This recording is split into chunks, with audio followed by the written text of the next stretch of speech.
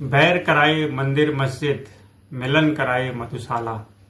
Doctor Harivansh Rai Bachchan की ये पंक्तियां ह्यूमर के लिए जानी जाती हैं। नमस्कार दोस्तों, मैं डॉक्टर सत्येंद्र नाथ पांडे आज के एपिसोड में आप सभी का स्वागत करता हूं। आप सबको याद होगा जब उत्तर प्रदेश के मुख्यमंत्री योगी आदित्यनाथ जब मुख्यमंत्री पद की शपथ लेने वाले थे, उससे एक दो दिन पूर्व उन्होंने संसद में एक जोरदार भाषण दिया था। और उस भाषण में उन्होंने जिक्र किया था कि जब वे पहली बार सांसद चुन के गोरखपुर से आए थे तो उनसे वहां पर अकाली दल के एक सांसद सरदार जी थे, वो मिले थे और उन्होंने उनसे पूछा कि आप क्या गोरखपुर से आए हो।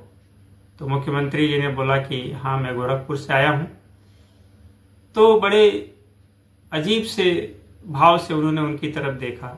तो मुख्यमंत्री ने उनसे पूछा कि आप ऐसा क्यों पूछ रहे हैं सरदार जी। तो उन्होंने बताया कि गोरखपुर में तो बड़ा क्राइम है और वहां तो बम और गोली की राजनीति होती है। अब संसद में तो 545 सांसद होते हैं। अब सरदार जी को गोरखपुर में इतनी रुचि क्यों थी? इसका कारण जब आप इस बंटी और बबली ब्रांड के दारू की तह में जाएंगे तब आपको समझ में आएगा। बिहार में शराबबंदी लागू है,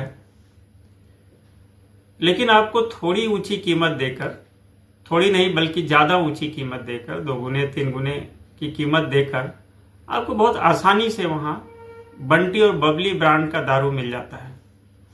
बिहार बॉर्डर पे NHAI के चेक पोस्ट पे अगर आप देखेंगे तो हजारों की संख्या में ट्रक्स लगे रहते हैं और भर भर के इनके माध्यम से दारू की स्मगलिंग की जाती है।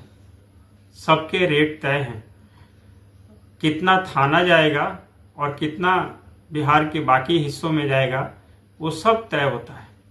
जो थाना जाता है वो भी लोगों तक ही पहुंचता है, बस उसमें थाने का अपना हिस्सा बढ़ जाता है। पूरा सिस्टम है उसमें लगा हुआ है और बहुत ही एक संगठित तरीके से ये सारे काम होते हैं। किसी को कोई परेशानी नहीं होती है, सब दिखता है। दोस्तों, दारू पीना वैसे तो एक सामाजिक बुराई मानी जाती है और 18 साल से कम उम्र के बच्चों के लिए ये प्रतिबंधित भी है। और आज के इस सामाजिक चकाचौंध में दारू पीने को कई बार स्टेटस सिंबल की संज्ञा दी जाती है और हैप्पी आवर्स के जितने भी पार्टियां होती हैं उनमें तो इनके बिना तो वो पूरी पार्टी ही व्यर्थ है, या यूं कहें कि ऐसी कोई पार्टी होती ही नहीं है हैप्पी आवर्स की जिसमें दारू की अपनी भूमिका न होती हो। सरकार को भी इससे मोटा पैसा मिलता है और विभाग के कर्मचारियों और अधिकारियों के तो कहने ही क्या है, उनका तो घर ही इससे भरता है, बाकी तो तनख्वाह भी मिल जाती है।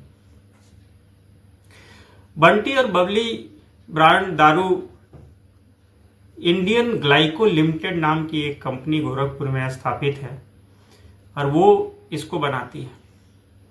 नेता, अधिकारी, पत्रकार, सबका गठजोड़ अगर कहें तो हमाम में सब नंगे हैं और सबका अगर एक सार लेके चले तो यहां परिलक्षित होता है।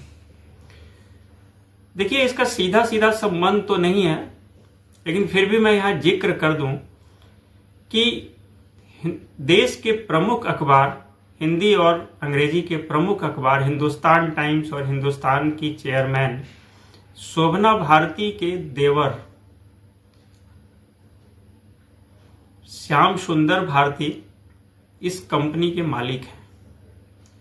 वैसे तो शोभना भारती का या हिंदुस्तान टाइम्स का और हिंदुस्तान का इस कंपनी से सीधे सीधे कोई लेना देना नहीं है, लेकिन इतना गहरा और इतना करीब का रिश्ता है कि इस कंपनी के कारनामों के बारे में इन लोगों को न पता हो, मुझे इसमें थोड़ा संदेह है। हो सकता है ना भी पता हो, और फिर खोजी पत्रकारिता का क्या? जो दावा करता हो कि देश में खोजी पत्रकारिता का सबसे बड़ा उदाहरण है और सबसे पहले चीज़ों को खोज के लेके आता है, वो अपने ही बगल के या अपने ही पड़ोसी या अपने ही घर में होने वाले किसी कारनामे को उजागर करने में इसलिए अक्षम है क्योंकि उसे वो पता नहीं है, तो फिर तो उसकी कॉम्पिटेंसी पे ही सवाल है। दोस्तों, कंपनी का दावा है कि पिछले साल देश में सबसे अधिक दारू बेचने वाली कंपनियों में से ये है, एक है, और इसने 18 मिलियन केसेस इसने बेचे हैं। ये इसका दावा नंबर 1 के माध्यम से।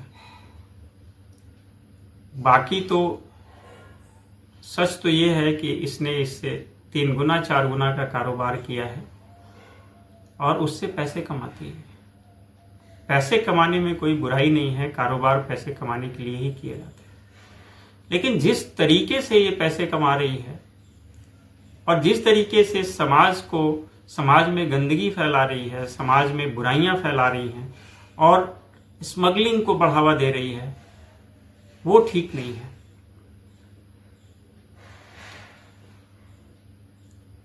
ये जो अवैध कारोबार का इसका खेल है, वो न केवल देश के रेवेन्यू को बहुत बड़ा नुकसान पहुंचाता है, बल्कि सामाजिक तौर पर आने वाली पीढ़ी और देश के लोगों के लिए काफ़ी घातक सिद्ध हो रहा है। बिहार बॉर्डर पे आप जाएंगे तो लाखों परिवार तबाह हो चुके हैं। बिहार में इस नशे के कारोबार की वजह से लोगों को बहुत ऊंची कीमत देनी होती है और दे के उनको खरीदना होता है। बैन है इसलिए मिलता नहीं है, ऐसी बात नहीं है। बैन है इसलिए मिलता भी है, पर पैसे ज़्यादा देने होते हैं। और जिस सामाजिक बुराई को ख़त्म करने के लिए बिहार में इसको बैन किया गया है, वो सामाजिक बुराई उसके 4 गुने 5 गुने तौर पर जोरों पर है, क्योंकि जो पहले उनको कम पैसे खर्च करके करने होते थे, अब उनको घर बार बेच के और वो शराब खरीदने पड़ते हैं। बिहार बॉर्डर पे बहुत सारे ऐसे केंद्र आपको मिल जाएंगे जहाँ से इसकी सप्लाई होती है।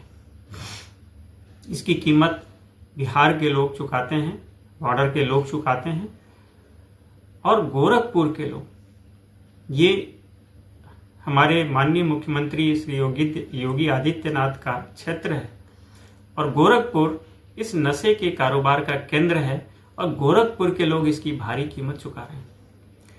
केवल सामाजिक बुराई के तौर पर जो सामाजिक विघटन की कीमत है उसी की बात नहीं है। इन्वायरमेंटल तौर पे इसकी बहुत बड़ी कीमत गोरखपुर के लोग चुका रहे हैं, जिनकी हम आने वाले एपिसोड में आपसे चर्चा करेंगे। हमें उम्मीद है, क्योंकि उत्तर प्रदेश और बिहार दोनों जगह बीजेपी की सरकारें हैं, इस बात से मैं ये उम्मीद कर सकता हूँ कि अगर हमारी आवाज़ हमारे मुख्यमंत्री योगी आदित्यनाथ तक पहुँचती है तो वो इसके तह में जाएंगे और इसको समझने का प्रयास करेंगे और इसके गंभीर परिणामों, सामाजिक, आर्थिक और पर्यावरणीय तौर पर कंपनी के कारनामों से होने वाले गंभीर परिणामों के खिलाफ निश्चित रूप से आवश्यक कदम उठाएंगे और गोरखपुर और साथ ही बिहार की जनता को इस बुराई से बचाने का प्रयास करेंगे। धन्यवाद।